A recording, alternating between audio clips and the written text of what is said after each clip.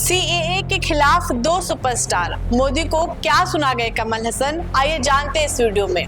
दोस्तों, एक ऐसा दौर भी हुआ करता था हमारे देश में, और बहुत पुराना दौर नहीं था, 2014 से पहले का ही दौर था, जब अमिताभ बच्चन, अनुपम खेर, जूही चावला, मतलब एक पूरी लिस्ट है, जब बड़े बड़े स्टार्स को देश के मुद्दे पर बोलते हम देखते थे।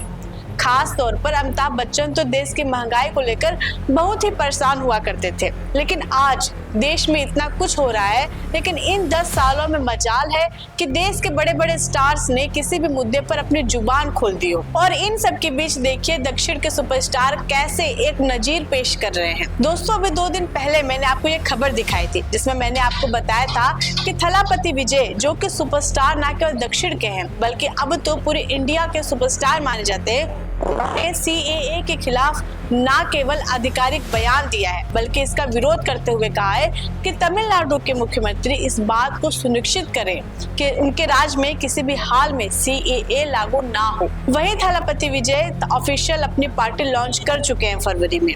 उन्होंने अपने राजनीतिक दल लॉन्च किया है और उनसे एक कदम आगे बढ़ते हुए साउथ के एक और सुपरस्टार, जिनको हिंदी पट्टी में बहुत लंबे अरसे से जाना जाता है, कमल हसन।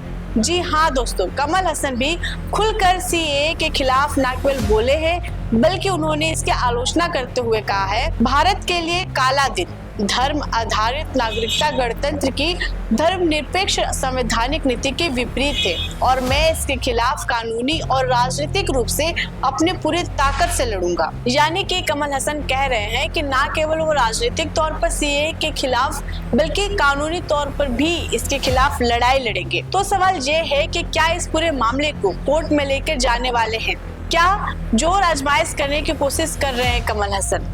दोस्तों, कमल हसन भी अपने राजनीतिक दल का ऐलान कर चुके हैं, वो भी पॉलिटिक्स में आ चुके हैं। लेकिन अभी 3-4 दिन पहले खबर आई थी कि डीएमके के साथ उनका गठबंधन हुआ है और वो डीएमके के लिए प्रचार करेंगे चुनाव में। फिलहाल वो नहीं लड़ने वाले, लोकसभा में उनकी पार्टी चुनाव नहीं लड़ने वाली।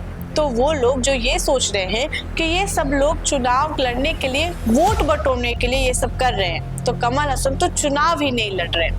दोस्तों, चाहे कमल हसन हो चाहे रजनीकांत हो, ये अपने अपने दौर के दक्षिण के सुपरस्टार रहे हैं। उस दौर में जहां हिंदी पट्टी में अमिताभ बच्चन एक बड़ा नाम हुआ करते थे और अमिताभ बच्चन के साथ स्क्रीन शेयर भी किए इन लोगों ने। लेकिन दोस्तों देखिए ना, कितना फर्क है कि एक तरफ कमल हसन है जो अमिताभ बच्चन की तरह ही लंबी पारी खेल चुके हैं, लेकिन अब खुलकर सीएए के खिलाफ न केवल कह रहे हैं कि मैं इसका राजनीतिक विरोध करूंगा बल्कि कानूनी विरोध भी करूंगा। वहीं थलापति विजय, जो कि अभी युवा है, उनके पास तो अमिताभ बच्चन की तरह एक्सपीरियंस भी नहीं है, लेकिन वो भी खुलकर बोल रहे हैं। लेकिन हैरानी इस बात की है कि चाहे अमिताभ बच्चन हो या तमाम वो स्टार्स जो 2014 से पहले देश के मुद्दों को लेकर बड़ी बड़ी बातें किया करते थे, अब किस बिल में जाके छुप गए हैं, कौन सी चुप्पी की चादर उन्होंने ओढ़ ली है। दोस्तों, बड़ा सवाल ये है कि ये जो स्टार्स है सिर्फ पैसा कमाने के लिए ऐसा करते हैं, और पैसा भी इस हद तक कि आपको फिल्मों से भी कमाना है और गुटखा बेच के भी पैसा कमाना है।